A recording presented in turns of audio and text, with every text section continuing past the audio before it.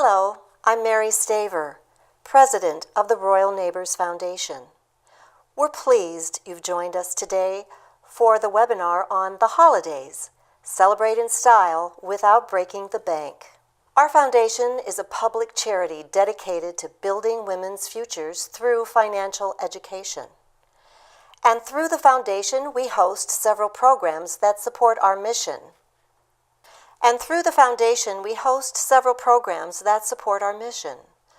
Like the Build Your Worth grant that awards $1,000 to a woman pursuing a degree in a finance-related field.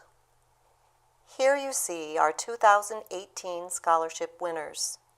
We also have a program called Know Your Worth Grant. This award provides $10,000 to a deserving female entrepreneur. To learn more about how you can get involved in these programs, please visit our website at www.royalneighborsfoundation.org. And just a reminder, all of our programs are made possible by the generous donations to the foundation by individuals like you who believe in our mission. So a big thank you to all who contribute. Today our focus is financial education, because at the foundation we understand that women's lives are filled with priorities, and the journey to building a strong financial future can be filled with questions and bumps in the road, and those can slow us down. That's why we provide educational webinars that are geared to women and their unique interests and challenges. Now, let's get started learning more about today's event, because the topic is perfect timing as we embark on the hustle and bustle of the holiday season. It is my pleasure to have Kristen Euretig join us now. Kristen is a certified financial planner and co-founder of Brooklyn Plans, a New York-based financial planning company focused on helping people take control of their finances. Kristen develops individual plans and education through webinars and workshops. Please join me in welcoming Kristen Euretig. Great. Well, we will dive into the content today, and thank you so much, Mary, for your introduction. The topic that we'll be discussing today is the Holidaze, Celebrating Without Breaking the Bank. Mary already introduced me. Again, I'm Kristen Euretig, CFP, Certified Financial Planner. I am the founder of Brooklyn Plans, and my title is Women's Wealth Warrior. And thank you so much for joining me today for this webinar. Mary gave you some background already about what we do at Brooklyn Plans. Briefly, in a nutshell, we do investment management, personalized financial plans, and classes and events, which all of you are participating in right now through attending this webinar or watching a recorded version, which will be posted later online on the Royal Neighbors Foundation website. So I am a former New York City school teacher. Every time I present or do an event, I always make sure to start with what the objectives are for the time that you'll be here, so you all know what you're going to get out of this time that you have with us today. And those objectives are: 1, to learn strategies for managing spending during the holiday season. 2, to explore economic alternatives that don't sacrifice your enjoyment of the holiday season. 3, to identify pitfalls and common mistakes so that you can be prepared to handle them wisely. And last, to consider proactive strategies for breaking out of the holiday spending vicious cycle, which we'll go into in a bit. And the order that we're going to cover those objectives in is as follows. We're going to first discuss making and monitoring a spending plan. We'll move on then to gifting strategies. Then avoiding common holiday pitfalls, and wrap up with how to plan ahead for next year so that you start the next year on the right foot. A lot of people are already aware that the holidays are challenging financially, and I assume that's why a lot of you are joining us today. Oftentimes, people think about the expense involved in the holidays as being largely around gifts. and the burden that can be on people's wallets. However, holiday expenses include much more than just that single expense. It also includes parties, whether you're hosting or attending them. It may require you to get new outfits or decorations or purchase a lot of quality food. All of that adds up. Of course, travel. It is the most expensive time to travel in the entire year. And then there's some expenses that are what I call convenience expenses that can include something like that snack that you get when you're at the mall or out shopping somewhere that you wouldn't have bought if you had more time to plan ahead. It can also include getting more fast food or takeout because you're stressed or tired during this time. So those extra costs that we may spend for convenience purposes can also add up during this time. So this is what I've seen play out with lots of my clients, what I call the vicious holiday cycle. And a study from Magnify Money stated that the average debt of those shoppers who used credit last holiday season in 2017 was $1,000. So that means a lot of Americans are starting off the new year $1,000 in debt in the hole, and obviously that's not ideal. So this is kind of the cycle that repeats for these types of shoppers and consumers. 1, we overspend for the holidays. 2, we start off the new year in debt. 3, our goals for the new year become about catching up for the previous year. So our focus is not starting the new year on the future, but on the past and repaying that debt instead of saving for the future. Because that's our primary focus going into the new year, we're not saving and prepared for the next holiday season, and the cycle repeats. So we want to find ways to support ourselves during this time, given that it's already November, so we're starting off sort of midway in the cycle, but how can we best mitigate the damage at this point and start off on the right foot and look at strategies for breaking the cycle going forward? So we're going to do our first poll question of the day, and this question is open to each of you to answer. Which statement do you identify with most? A, I struggle to manage spending for the holidays, but do not rely on credit. B, I regularly use credit to get through the extra holiday expenses. Or C, I feel comfortable that I can manage holiday spending without endangering my other financial goals. So go ahead and select A, B, and C there under poll questions in your side panel for the presentation. And again, it's which statement do you identify with most? So it's okay if it doesn't quite perfectly fit you, but which one sort of most applies? So go ahead and select the one you choose, and we'll close out the poll to see, take the temperature and see who we've got with us today and where we're kind of starting off with going into this topic and what the range of our participants here today looks like.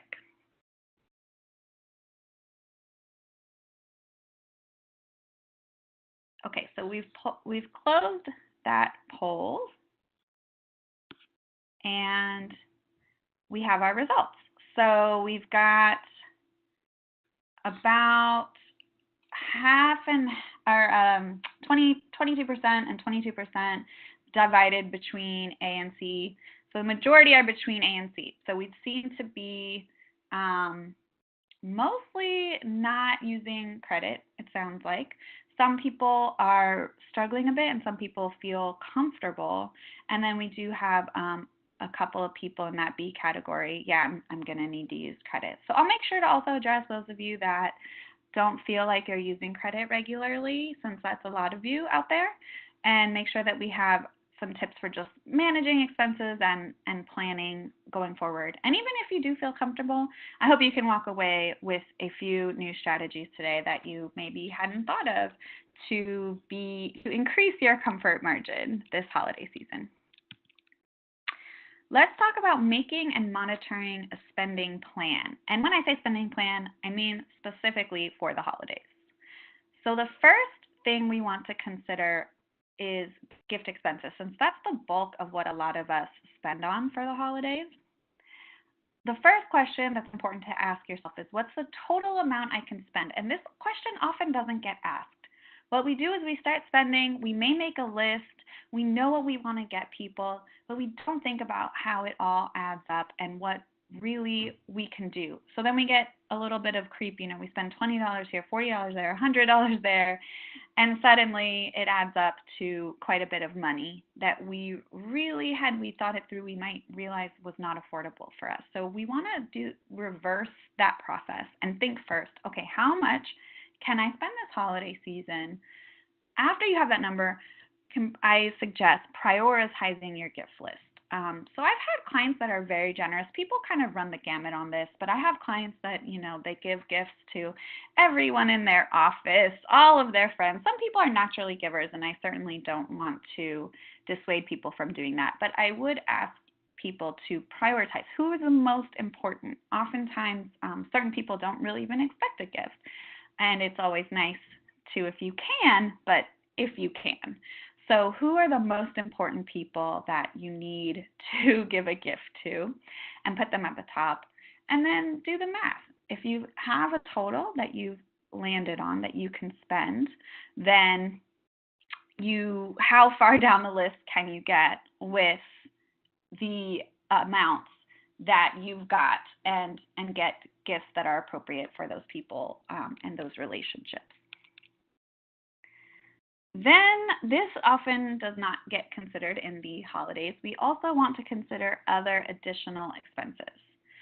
So travel, we've got transportation and accommodations, parties and gatherings, not just what you're going to attend, but if you host, there's quite a lot of expenses that can be involved. Decor, if you get a tree or a Hanukkah bush in some cases, or those are quite expensive if you need to get whatever decorations, and even little things like getting plastic plates or whatever it may be when you're hosting. That all adds up. And then if we are attending things, sometimes there are shoes or dresses that we feel we need to get to have an appropriate appearance for the event. So all of that are things that we often don't consider as additional holiday expenses. Also, if family and friends are visiting, will we have to have extra food on hand? Will we be doing more activities because we have visitors? Those are other things to consider. And schedule changes. Some of us may take time off, some of that unpaid. Some of us may have work that is seasonal in nature. Freelancers particularly may be affected by this. If they have less clients during the holidays, then how do we account for less income in a time when we're actually spending more traditionally?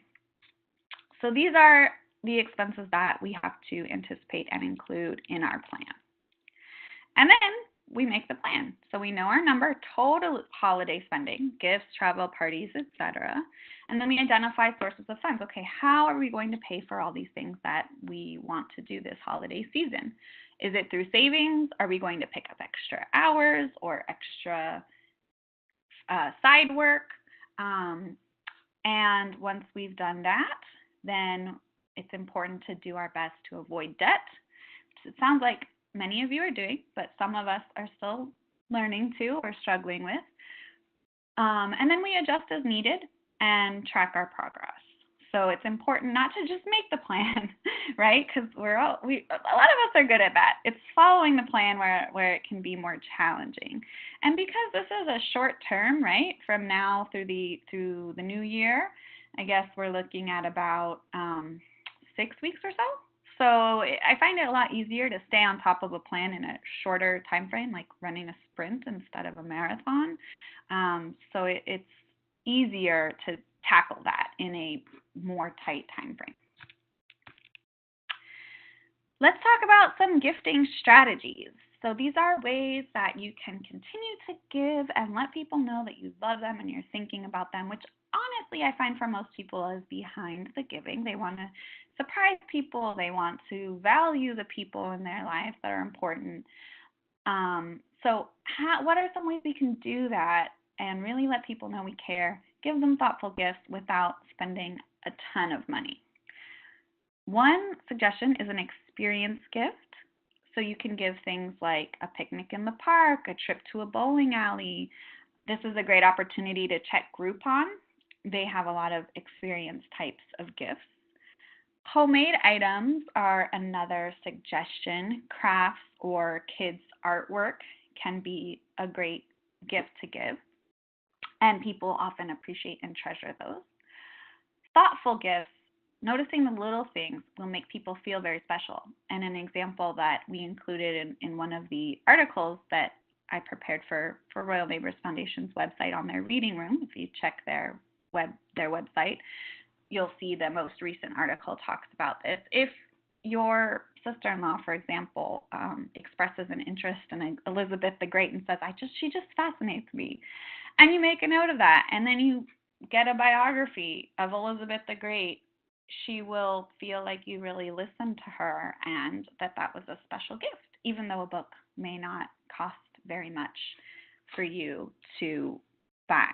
So things like that really stand out and are memorable to people. So when you say it's the thought that counts, yes, that's true. But when you follow up the thought with a gift, that is also, it's really doubles the enjoyment for the recipient of that gift.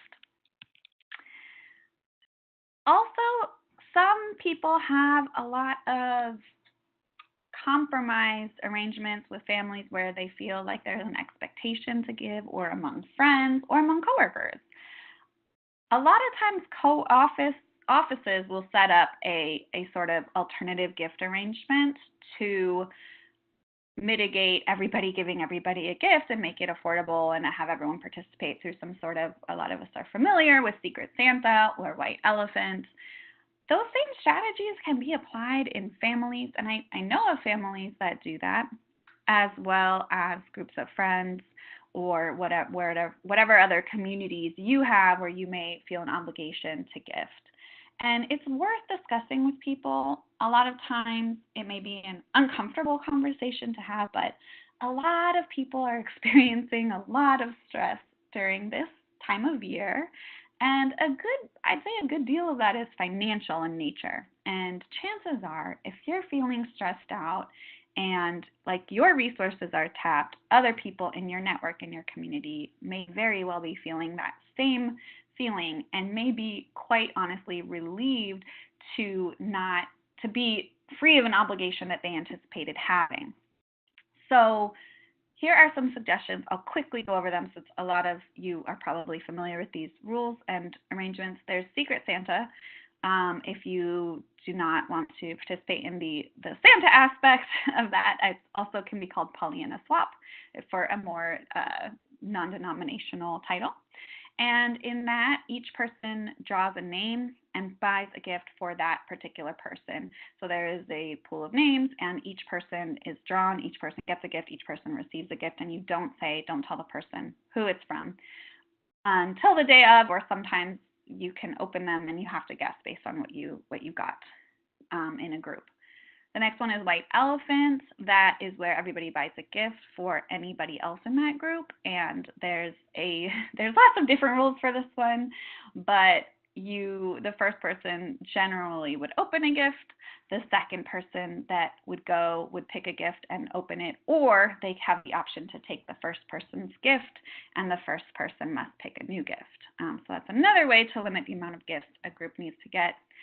As I was doing research for this presentation, I found a new gifting strategy I hadn't heard of that I thought it would be fun to share with you guys as well, called Cobweb Party.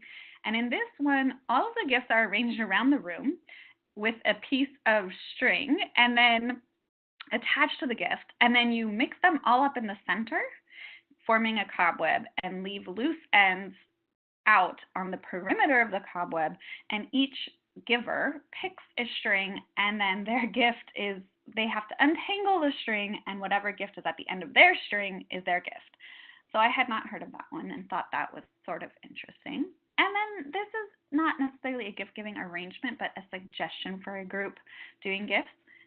It's happened, I have experienced this myself in an office gift-giving environment where there is a gift cost limit. So everybody gets a gift, but it has to be under a certain dollar amount. And that can be helpful to alleviate financial pressure as well. And in situations where it's awkward, if you don't know what sort of gift to give somebody and you don't want to under or over gift, it helps to be clear about what the expectations are for gift giving. Let's talk about shopping smart, another gifting strategy that I'm sure lots of you have, lots of your own strategies. I find everybody has something to offer in terms of this topic. I will offer my expert opinion and advice to all of you. Consider shopping online to avoid impulse purchases. It allows you to be more focused and organized and go through and quickly get what's on your list. You can also use websites like Kinja Deals, which has daily deals, Retail Me Not, or Coupon Cabin for discounts and deals. Coupon Cabin and Retail Me Not both have promo codes that you can use online, and sometimes in-store coupons that you can print out or have on your phone to provide to real retailers. You can also use apps like BuyVia to compare prices through an in-app scanner. So you see an item, if you're out on a shopping trip in person, you want to know if it's a good deal, you can scan it and see if there's a place in your area that is offering that for a lower price, or if it's available online for a lower price than what you see.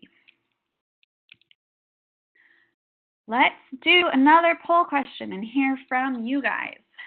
Which gifting strategy are you most interested in trying out? Again, the poll is on the side panel of your presentation view. We've got A, a creative gift like an experience or homemade gift. B, discussing an alternative gift arrangement like gift swap or gift cost maximum with family or friends. C, using online coupons, deals, a website or app to shop smarter. All right, so the poll has closed, and let's see what you guys said about which gifting strategies you would like to try. Looks like the bulk of you said B, discussing an alternative gift arrangement, or C, using online coupons, deals, or website or app. Oh man, we didn't have anybody interested in the creative homemade gifts. Those are the best ones. So we had kind of equal interest across B and C. Great. I hope that you get a chance to try those out. Now let's talk about some common holiday pitfalls. We've got our spending plan. We're going to try out some new gift strategies. What else do we need to think about, or where else can we fall into some spending traps that can be hard to get out of? Too tired to cook. That's a common holiday issue that comes up. Try to keep easy meals on hand. This could be a frozen or crock pot meal so that you've got some other quick food options in the event that you just don't have the time and energy, and that can save costs on eating out. The hangry shopper. This is me anytime I'm shopping. That's why I'm an online shopper, because I just don't have the energy for in-person shopping. So something I learned is that I make much better decisions and am less rattled by the experience of shopping in busy places by bringing snacks and water. This also allows me to fuel up in a more healthy way if I bring like fruit and baby carrots than what's often available in shopping places, which is, things like cinnamon rolls and pretzels and lots of carbs, and that also adds up, right? That just adds to our shopping spree spending. So bringing some reinforcement in the form of nutrition can be extremely helpful and will help you make better financial decisions ultimately. Spending creep. Make a list of for each shopping trip and stick to it. If it's not on the list, don't buy it. It's often that we go out shopping looking for one thing and may end up bringing home 10. So we want to be clear, what are the goals of our shopping trip? What are we looking for? And stick to that so that we can focus.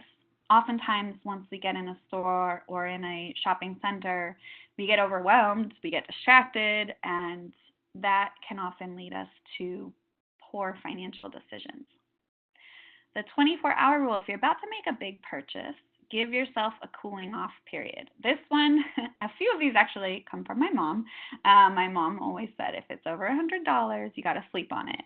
And I think that's really helpful. If you're still thinking about it the next day, she said, you can go back and get it as long as you've thought it through, so that avoids the emotional purchases that we can be inclined to make. Credit cards, just say no. If you grew up in the 80s and 90s as I did, you'll be familiar with that. For some of us, it may not be possible at this point to do that, in which case we want to limit as much as possible how much we put on credit cards and be smart about it. Some credit cards have 0% intro APR, so if you apply for a new card, you might have no interest for the first 6 months, which gives you some time to pay it off without accruing additional debt. You can also look at your existing cards and see what the interest rates are and choose the one with the lowest rate. But ideally, we would want to avoid using credit cards altogether if possible. And then we want to make sure that we're on track for our holiday spending next year. So this is going to be a little bit of your work going into the new year. You'd want to reflect on your spending. Did you spend more than you intended? What would you like to be able to spend next year? With that number, again, we start with the numbers. I'm the financial planner here, so that's always the foundation for our work. Then we can set a monthly savings plan. So you can divide your holiday budget by 12 or even 8, so you can start early and save monthly. If you divide it by 8, that gives you a little extra time because you'd have your holiday budget saved by August, and you could start shopping in September or October and beat that whole holiday rush. Store your ideas. Write down gift ideas throughout the year and purchase when the price is right. So if you take notes about things you want to get people along the way, then that gives you more opportunities to search for the right price that is appropriate for that gift. And traveling on a budget. So if you make travel plans early, monitor flight prices to buy when costs are lower, that will also help you going forward. And I have to admit, I'm terrible at this. I am a very last-minute traveler, and oftentimes I don't end up going because the flight, I get priced out, and I often stay local in New York, which I don't really mind because there's so much. It's a fun place to be for the holidays. But this is a suggestion for myself and others to save and to make plans earlier, so that the holidays are one of the most expensive times of the year to travel.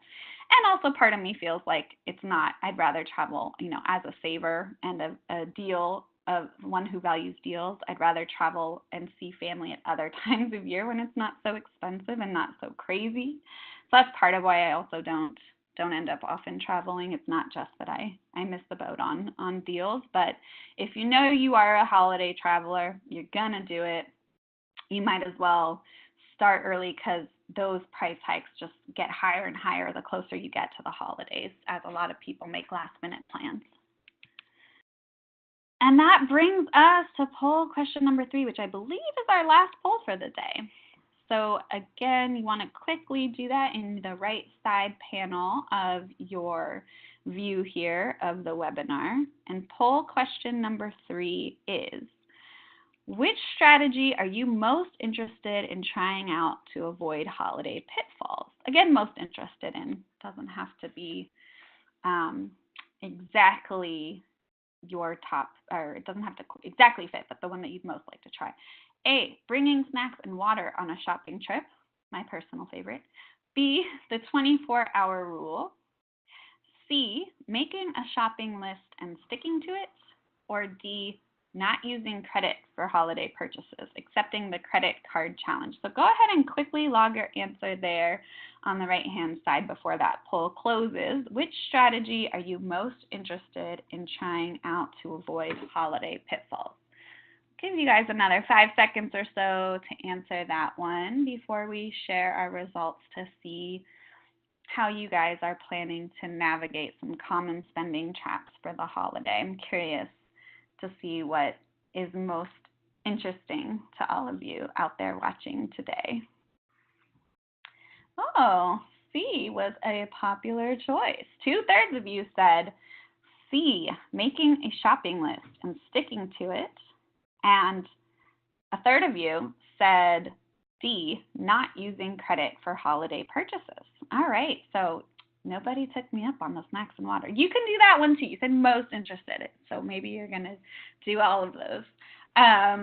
But yeah, I think making a shopping list is absolutely very powerful. And yes, not using credit for the holiday purchases. I encourage you, I challenge you to make that commitment to yourself and to your financial future, and work within the parameters and the funds available to you so that you can start the new year off fresh, which is what all of us want in the end, I think.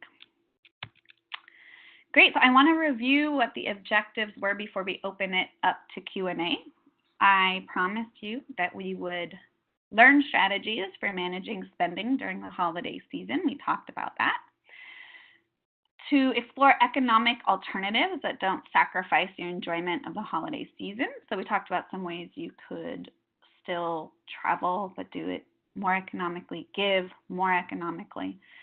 To identify pitfalls and common mistakes so that you can be prepared to handle them wisely. We talked about getting overly hungry and tired, whether that's at home or out, and how you can manage that either by bringing snacks or by having things on hand at home to quickly address your hunger pains. And I said that we would consider proactive strategies for breaking out of the holiday spending vicious cycle. That's the topic we just covered, in which 2/3 of you said that you were interested in, sorry, I just, my mind just went blank, where you said that you were interested in not using debt. And also, I'm sorry, I'm getting the poll questions confused. But we just talked about ways that we can plan for the new year and make sure that we start off the new year on the right foot and fresh without using credit. So those are the topics or the objectives that we set out to meet today, and we have met those. And now I'm curious to see what you all have to say, what questions you have or clarifications. So we're going to open that up to some Q&A. Okay, we actually have gathered a couple of questions. And one of them is, it goes to the mobile apps that we sometimes talk about when we do these webinars, because there are so many different, with your handheld devices, there are so many ways that you can manage different aspects of your life. So one of the questions is, are there mobile apps available to compare prices for store-bought gifts, like when you're out shopping and you see something, is there a way to see, oh, where would be the best place to get that item, or is that item, on sale somewhere else, or anything of that sort that you know about? Sure, and I think that can be super helpful. There's a few that are out there that are popular. There's BuyVia, BuyVia, and Shop Savvy, just like how it sounds. And both of those have a barcode feature, so you can scan an item on the spot and see where else you might be able to get that cheaper. Another thing a lot of people are not aware of is that Amazon, the Amazon app, you may already have it on your phone, has a price scanning feature. So if you're out at a store and you scan it, Amazon, with their you have to use their camera function, and Amazon will tell you if they sell it online and how much it is on Amazon. So that's also a cool little shopping hack. That is cool. I did not know that. That is great to know. I know that I do use my Target app for in-store bargains at Target, and it's, they have the cartwheel and the different features with their app that's helpful in-store.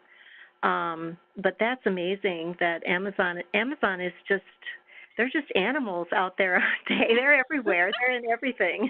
Yes. Now we know why they're so successful.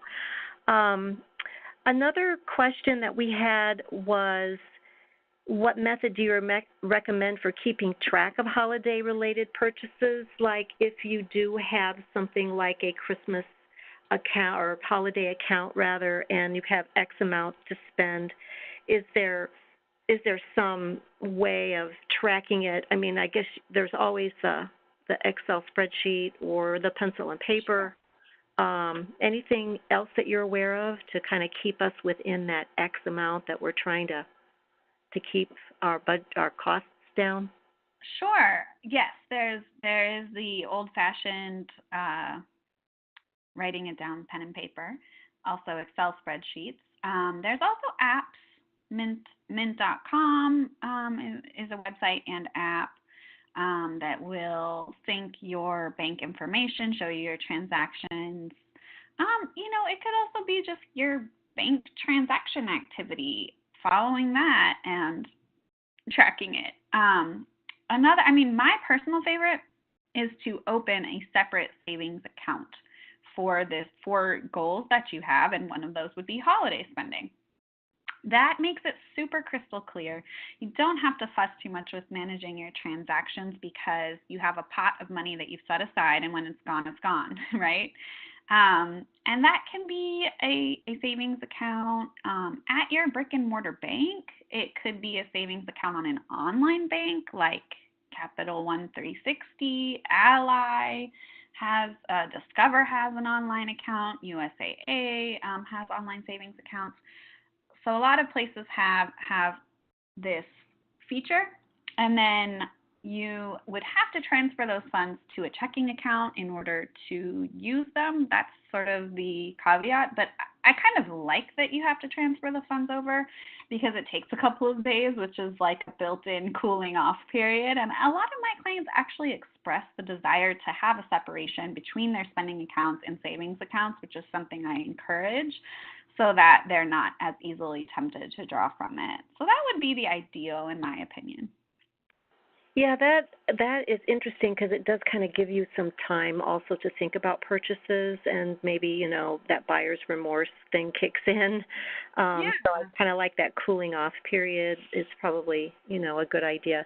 There's just one more, and you may have talked about this already a bit, but one of the questions came through. What are some of the ideas for making a homemade gift? I don't know if you have any specific things that you really like to do from your perspective, or the things that you've received that you've really enjoyed, but I know that our listeners today didn't necessarily identify that as